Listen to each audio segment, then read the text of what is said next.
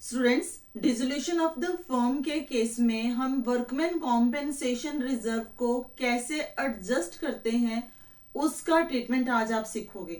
Workman compensation reserve आपको बड़े अच्छे से पता है, ये वो रिजर्व होता है जो कोई भी फर्म क्रिएट करती है जब उसकी लायबिलिटी अराइज होगी अगेंस्ट वर्कर्स। जैसा कि आप वर्कमैन कॉम्पेंसेशन रिजर्व एडमिशन और रिटायरमेंट के केस में सीख चुकी हो, उसी तरह dissolution of the partnership firm में भी वर्कमैन कॉम्पेंसेशन रिजर्व का ट्रीटमेंट डिफरेंट वे से है। तो चलिए शुरू करते हैं वर्कमैन कॉम्पेंसेशन का ट्रीटमेंट। स्टूडेंट्स, हमारा पहला केस है when no liability arise against workman compensation. Business जब वाइंड अप होता है उस टाइम पे हमारे पास वर्कमैन कॉम्पेंसेशन रिजर्व पड़ा हुआ है, लेकिन उस टाइम हम देखते हैं कि हमारे कोई भी लायबिलिटी अराइज नहीं होती है, किसी ने भी क्लेम नहीं करा है against the workman compensation reserve.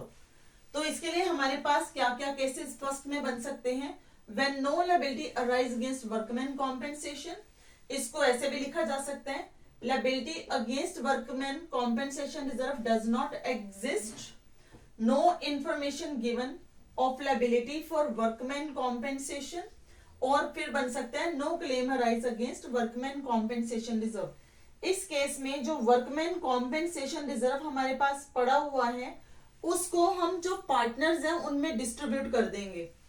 तो हमारी एंट्री बनेगी workman compensation reserve account debit to partners capital account. अगर तो कैपिटल फ्लक्चुएटिंग है तो कैपिटल अकाउंट, अगर फिक्स्ड है तो इंस्टेड ऑफ कैपिटल अकाउंट आप लिखोगे यहां पे current account. Being workman compensation reserve distributed. तो ये आपका केस कंप्लीट हो गया। स्टूडेंट, हमारा नेक्स्ट केस है when liability of workman compensation is less than the amount of workman compensation reserve.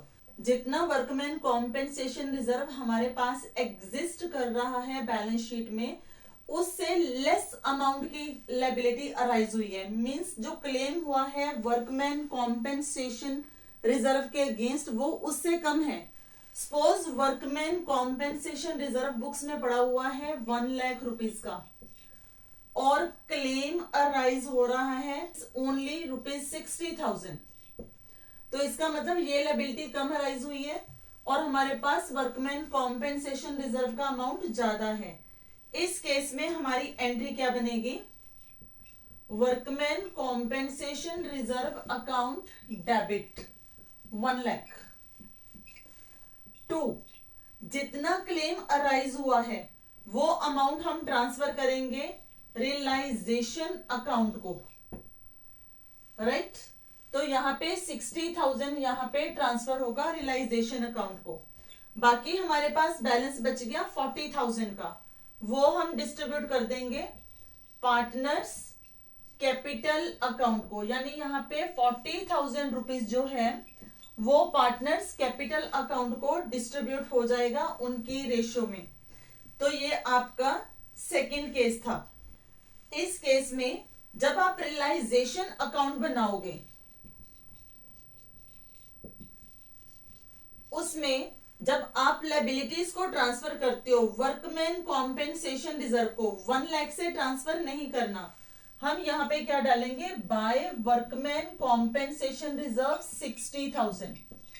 और जब इस लायबिलिटी की पेमेंट होगी तो इसकी टू बैंक वर्कमैन कॉम्पेंसेशन 60,000 से पे होगा।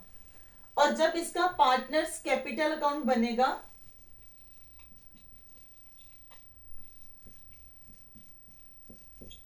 तो बाय वर्कमैन कॉम्पेंसेशन रिजर्व जितने पार्टनर्स हैं, suppose A B C 3 partners हैं, तो ये 40,000 इन तीनों पार्टनर्स में डिवाइड होगा उनकी एग्रीड रेशियो के बीच में। क्लियर? स्टूडेंट्स, इस केस में जहां पे वर्कमैन कॉम्पेंसेशन जो है वो ज्यादा है पे करने वाला और जो हमारे पास वर्कमैन कॉम्पेंसेशन रिजर्व पड़ा है वो कम है, तो इसको लिखा जा सकता है when liability of workman compensation is more than the amount of workman compensation reserve.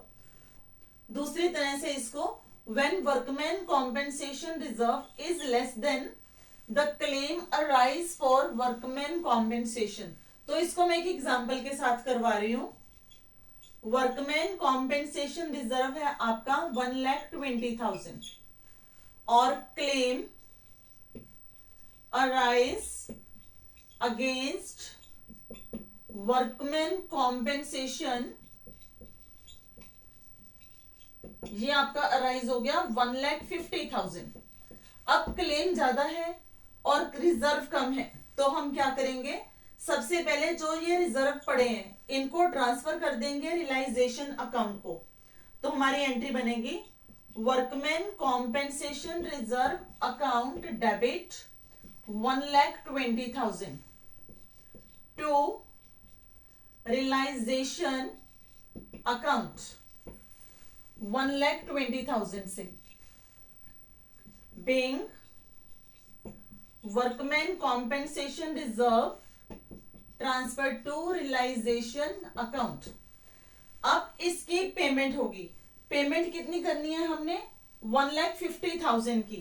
तो सेकेंड एंट्री बनेगी realisation account debit 1,50,000 to bank account being workman compensation claim paid.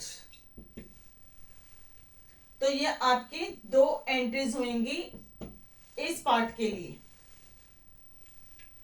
Students, हमारा नेक्स्ट केस है जब हमारा वर्कमैन कॉम्पेंसेशन रिजर्व और workman compensation claim दोनों equal हैं.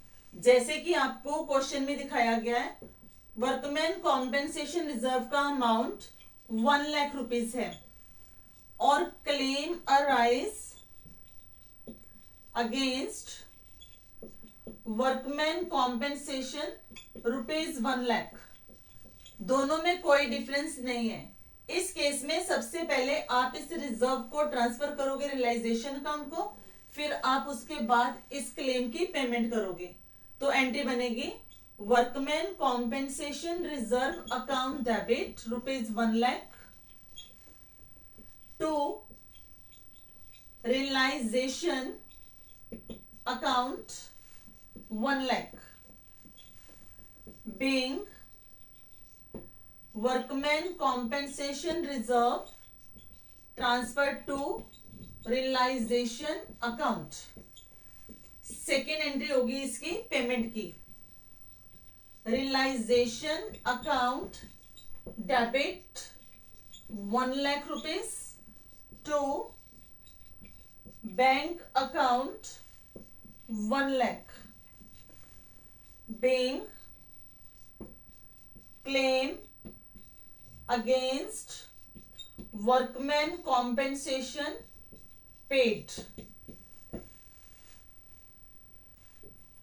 Students, इसका लास्ट केस है जब वर्कमैन कंपनसेशन रिजर्व गिवन नहीं है और क्लेम अराइज हो गया. उस केस में हम कैसे करेंगे, जैसे कि आप देख पा रहे हैं, when liability of workman compensation arise but amount of workman compensation reserve is not given. इसको हम ऐसे भी लिख सकते हैं, when workman compensation reserve is nil. Balance sheet में इसकी कोई रिजर्व नहीं है but claim arise for workman compensation. तो हमारी एंट्री होएगी realisation account debit to bank account. जितना भी क्लेम अराइज हुआ है वो अमाउंट हम यहां पे पे करने के लिए दिखाएंगे, being amount of claim for workman compensation paid. तो इसके साथ ही आपके 5 के 5 केसेस कंप्लीट हो गए.